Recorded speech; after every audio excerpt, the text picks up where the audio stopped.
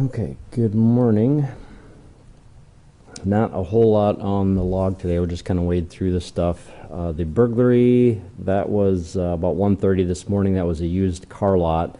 There was an alarm, and they found somebody broke through the glass door, stole a bunch of keys. Initially, there were 4 vehicles that were stolen, but the officers were able to find 2 of those. No arrests have been made. 2 are still missing, so we're still looking for those, but no suspects. I think there's a chance that they may have some surveillance video, so we'll be working on getting that. Oops. Yeah, sorry, it was about 1:30 this morning. It was on Rice Street. It was the 1400 block of East Rice Street, so near Rice and Cliff. Do you know what other vehicle is missing? There's only 2? Yeah, the 2.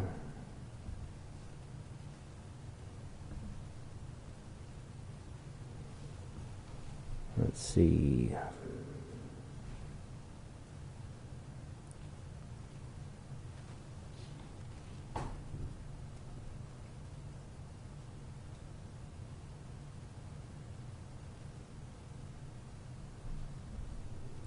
The 2 that are missing is a 2008 silver Honda CR-V and a 2012, it says brown or cream colored Hyundai Tucson.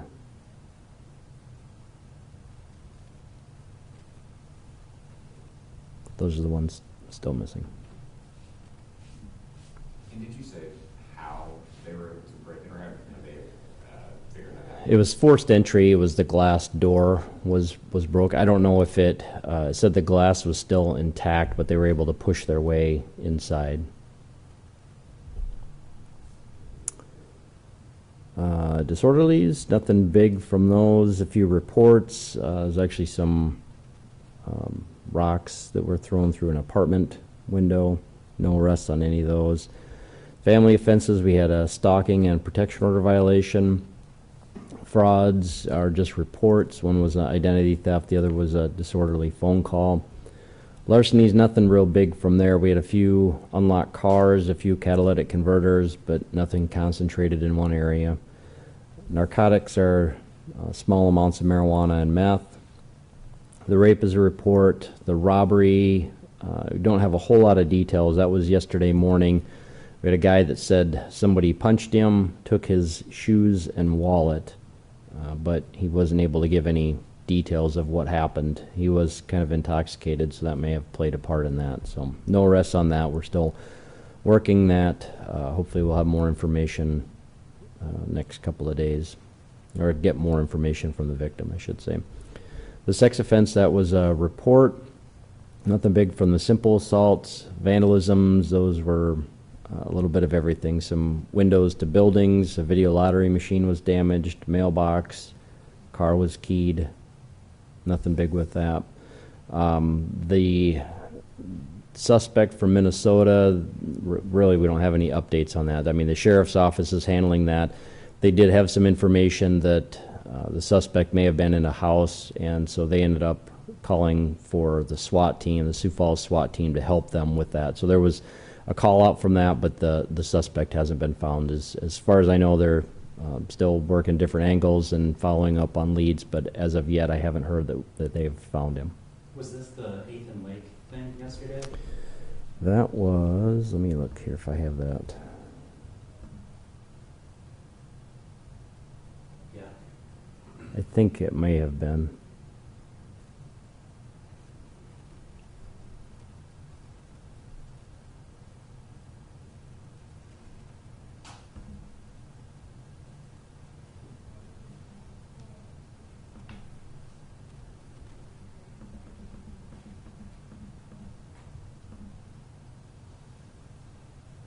There's one on the 3400 block of North 6th Avenue. And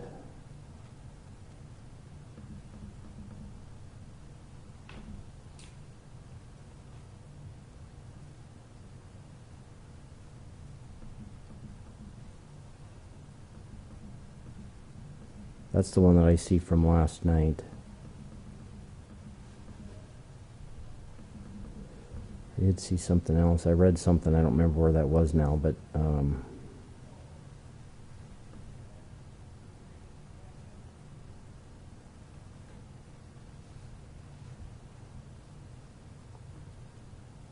yeah, I don't know if that was tied to that or not, I guess. Okay. Do you know if there's any, I guess, danger to the public with this guy being out there? And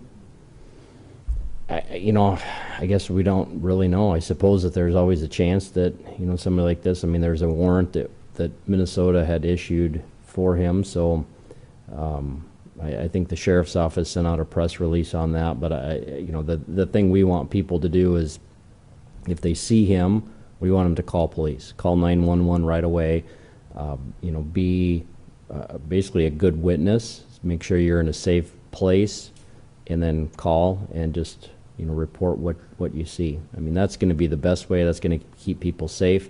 I don't know if we have any details of what happened with the homicide, other than there was a warrant that was issued and they suspected he was in Sioux Falls. There was a stabbing yesterday about 9 o'clock in the morning, at least that's how it came across. Okay. 600 block of South Kiwanis.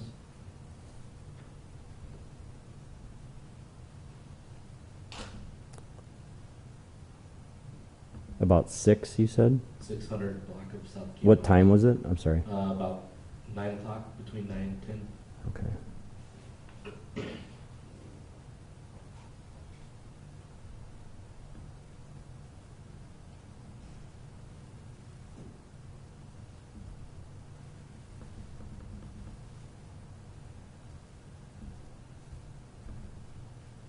Maybe even 11.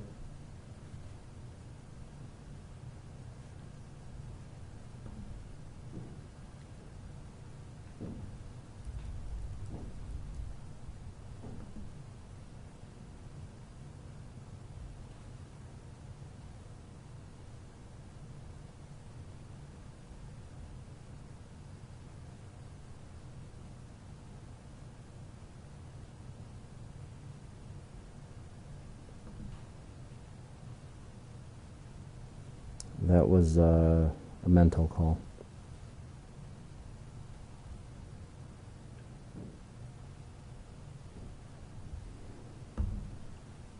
Anything else? Oh, yeah, any follow-up to the morning shooting from Monday morning at like On- 1 in the morning? On Any Cliff? follow-up to that? Yeah, so the detective came by. We're going to be releasing some surveillance video, or some still photos, I guess, from surveillance video. So it sounds like we've got some information, looking for the public's help, but as soon as I get those, I'll make sure to get those sent out and posted on social media as well. So some things are coming with that, but doesn't appear they're quite ready to get that out. So as soon as I have it, I'll make sure it gets sent out. is there any update on that fatal crash on East Arrowhead from last month? Yeah, nothing new with that. I've talked to the investigators several times about that, so as soon as they're done with their reconstruction and that accident is completely done, basically, there's always different things that they're waiting for.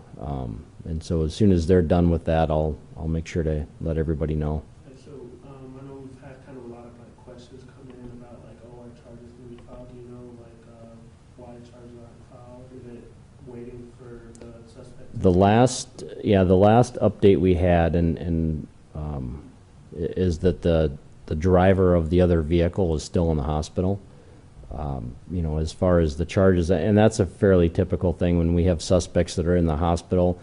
They don't usually charge them, because then the county would end up having to pay all the medical bills. And so a lot of the times what they'll do is wait until the person is released from the hospital, and then the charges would be filed. So it's different in the situation that we have the suspect that's been in the hospital for an extended amount of time. But outside of that, there's really nothing unusual. You know, we don't release names of suspects unless they've been charged or arrested. So that's really the only reason we haven't released this person's name, is because he hasn't been arrested or charged with anything. So in the event that he's able to be released from the hospital, and if he's charged, then we would release his name and the charges associated with that. And of course, a lot of that is dependent on the reconstruction, and then once all that's done, we'll be presenting that information to the state's attorney's office for review, and then ultimately they would be the ones that would decide which charges would be appropriate. Anything else? Okay, thanks.